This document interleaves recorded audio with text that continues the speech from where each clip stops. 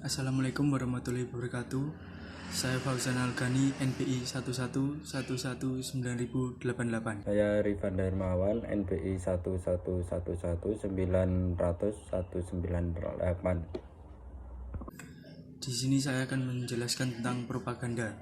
Propaganda diartikan mengembangkan atau memamerkan serangkaian pesan dengan tujuan agar dapat mempengaruhi pendapat seseorang, tindakan masyarakat atau sekelompok orang. Informasi dari propaganda tidak disampaikan secara objektif, melainkan informasi yang diberikan dibangun dengan tujuan agar dapat mempengaruhi pihak-pihak yang mendengar maupun yang melihatnya. Ketika orang mendengar istilah propaganda, akan langsung menjadi gambaran di benak banyak orang sebagai suatu tindakan atau hal yang buruk.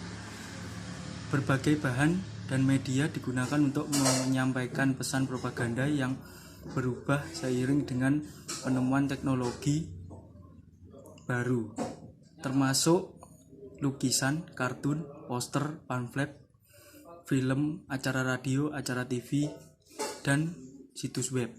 Propaganda di era global merupakan cara penyebaran yang baru muncul.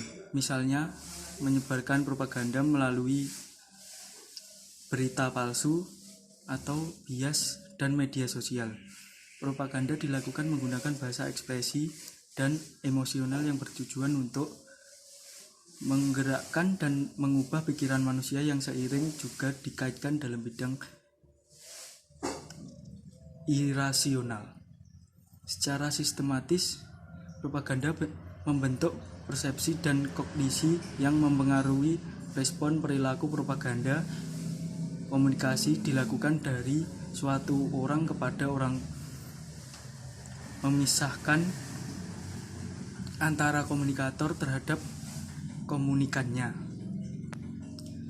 Mengatakan bahwa komunikator dalam propaganda yang dilakukan merupakan perwakilan dari suatu organisasi atau lembaga yang berupaya mengendalikan kehendak masyarakat targetnya atau komunikannya. Hal ini dapat disimpulkan bahwa komunikator pada propaganda yang ditujukan merupakan seseorang yang ahli baik dalam teknik penguasa atau kontrol sosial. Ini saya akan menjelaskan tentang isu negatif pemilihan calon presiden.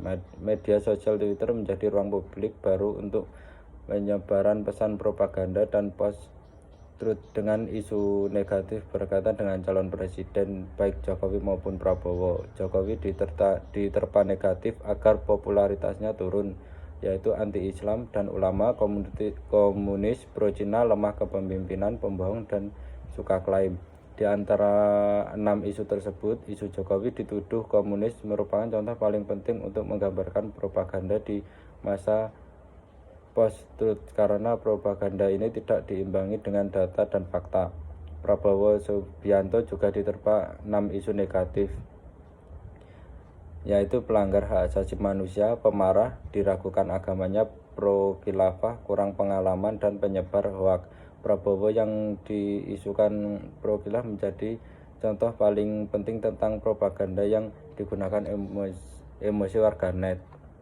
Fenomenal maraknya propaganda dengan pesan politik yang penuh dengan kebohongan namun diyakini sebagai kebenaran, inilah yang dianggap sebagai era post-truth. Isu-isu negatif ini merupakan propaganda dalam bentuk cerita, rumor, dan mitos yang dimanipulasi untuk mempengaruhi opini publik di media sosial. Sebagai masyarakat mempercayai ini sebagai kebenaran karena didasarkan keyakinan secara emosional, bukan dari melihat fakta secara rasional. Sekian penjelasan dari kelompok kami tentang propaganda politik. Kurang lebihnya mohon maaf. Wassalamualaikum warahmatullahi wabarakatuh.